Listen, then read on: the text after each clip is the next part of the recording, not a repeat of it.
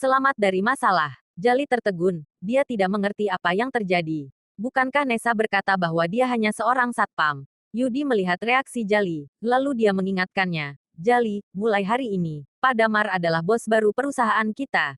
Bos baru. Jali baru sadar kembali. Dia bukan orang yang bodoh. Setelah mendengar perkataan Yudi, ini sudah membuktikan keseriusan hal ini. Jali segera meminta maaf kepadanya. Pak Damar, maafkan aku. Maafkan kebodohanku. Aku dibohongi oleh anak buahku, aku. Yudi pun membantunya. Pak Damar. Jali sebenarnya bukan orang yang jahat. Damar mengangguk, tenang saja, aku tidak akan menyalahkannya. Terima kasih Pak Damar. Terima kasih banyak Pak Damar.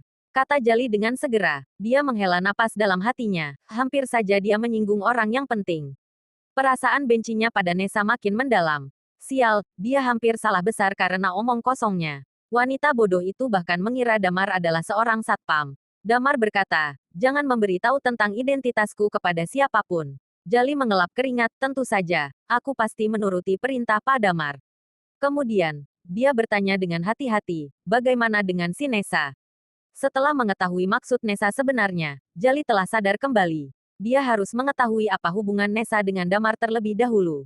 Jika dia memaki Nessa dan membuat hubungan Nessa dan Damar membaik lagi, yang disalahkan juga tetap dia sendiri. Bagaimanapun, Damar adalah mantan suami sepupunya Nessa. Ketika Nessa mengetahui identitas Damar sebenarnya, pasti wanita itu akan berusaha menggoda Damar. Setelah mereka berpacaran, terus bagaimana dengan dia? Jadi, dia harus mengetahui apa sikap Damar terhadapnya. Pria itu berpikir sejenak, lalu menjawabnya, dia sungguh meremehkan aku. Jali mengerti. Dia mengangguk dan berkata, aku mengerti, bolehkah aku pamit dulu? Ya, pergilah. Jali berjalan keluar dari kantor itu, punggungnya telah dibasahi air keringat. Tetapi akhirnya dia selamat dari masalah ini. Dia terus menghujat Nessa dalam hatinya. Wanita yang bodoh, apa reaksimu ketika mengetahui identitas pria yang dikatakan sampah olehmu?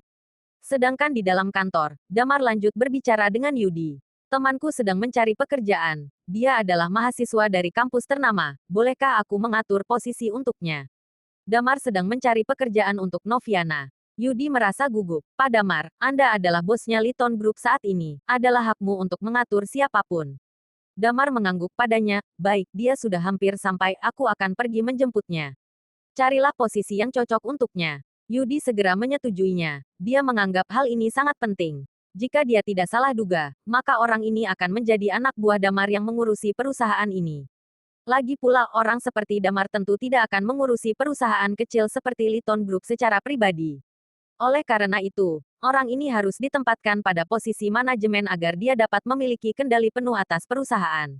Yudi sudah mengambil keputusan di dalam hatinya. Jali kembali ke kantor dan menemukan bahwa Nessa sedang duduk di kursinya.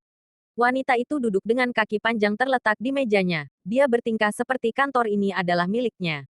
Melihatnya kembali, Nessa tidak menurunkan kakinya. Dia bahkan melepas sepatu hak tingginya.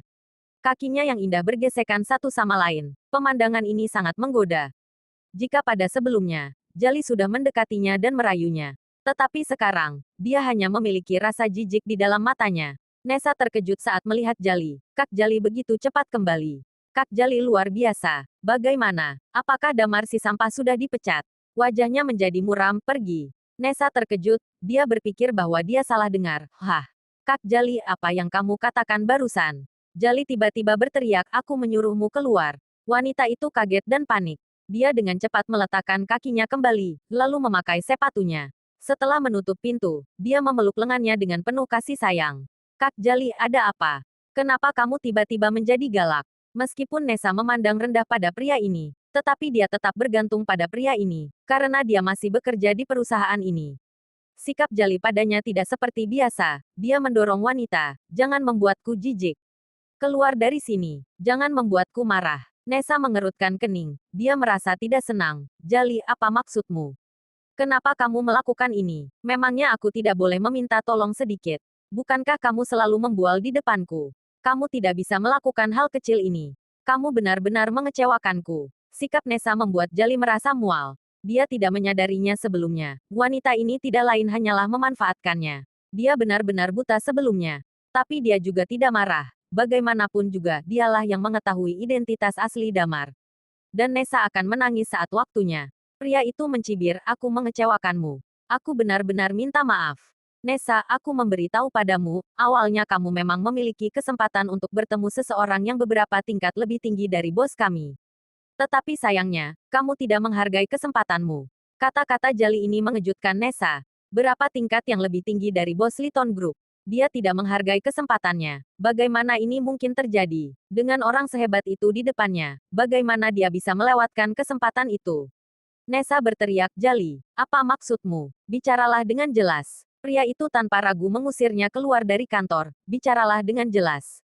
Ini sudah terlambat. Pintu ditutup olehnya dengan keras. Nessa kembali ke posisinya dengan kesal. Beberapa rekannya menyaksikan kejadian tadi dan mulai menertawakannya. Nessa sangat bingung sekali saat ini. Namun, dia tidak begitu peduli tentang hal ini juga. Sekarang, dia hanya fokus pada cara mengusir Damar dari perusahaan. Jali tidak bisa melakukannya, jadi ganti saja seseorang. Salah satu alasan mengapa dia memilih Jali adalah karena pria itu masih muda dan dia tidak ingin menemani pria berusia 40 atau 50 tahun. Tetapi untuk mencapai tujuan, tidak masalah baginya jika harus menemani pria tua. Di sisi lain, Damar menjemput Noviana di gerbang perusahaan. Ketika Noviana mengetahui bahwa dia akan diwawancara di Liton Group, dia merasa sangat terkejut. Damar, tidak, perusahaan seperti ini pasti tidak menerimaku. Aku sudah melamar pekerjaan di pabrik listrik hari ini, gajinya tidak rendah. Jika aku bekerja lembur, aku bisa mendapatkan 20 juta sebulan. Ayo kita pergi ke sana saja. Noviana mengetahui standar pekerjaan di perusahaan-perusahaan seperti itu. Meskipun dia lulus dari kampus ternama, tetapi dia tidak memiliki pengalaman kerja, maka perusahaan tidak akan menerimanya. Bahkan jika dia diterima, dia hanya dapat memulai dari pemagangan. Dengan hampir 6 juta sebulan, dan dia harus bekerja untuk waktu yang lama untuk dipromosikan. Karena situasi keluarganya, dia tidak bisa melamar pekerjaan ini. Namun, Damar memaksanya masuk, tidak apa-apa. Aku punya kenalan di sini, dia bisa membantumu. Jangan khawatir, serahkan padaku saja. Noviana dengan ragu mengikuti Damar, dan menemui Yudi secara langsung. Damar bertanya padanya, bagaimana dengan posisi kepala eksekutif? Gaji tahunan sebanyak 300 juta, dan bisa digaji terlebih dahulu. Gadis itu membuka mulutnya selebar-lebarnya. Ah, aku bisa, aku bisa. Kapan wawancaranya? Yudi tersenyum dan menjawab, sudah wawancara, dan aku adalah bos perusahaan ini. Ah, Noviana tidak bisa berkata untuk sementara. Dia merasa semua ini hanya dalam mimpi. Damar menatap Yudi dan Yudi segera mengerti maksudnya. Bu Noviana, mari kita pergi menemui karyawan lain. Noviana masih melirik ke arah Damar dengan sedikit ketakutan.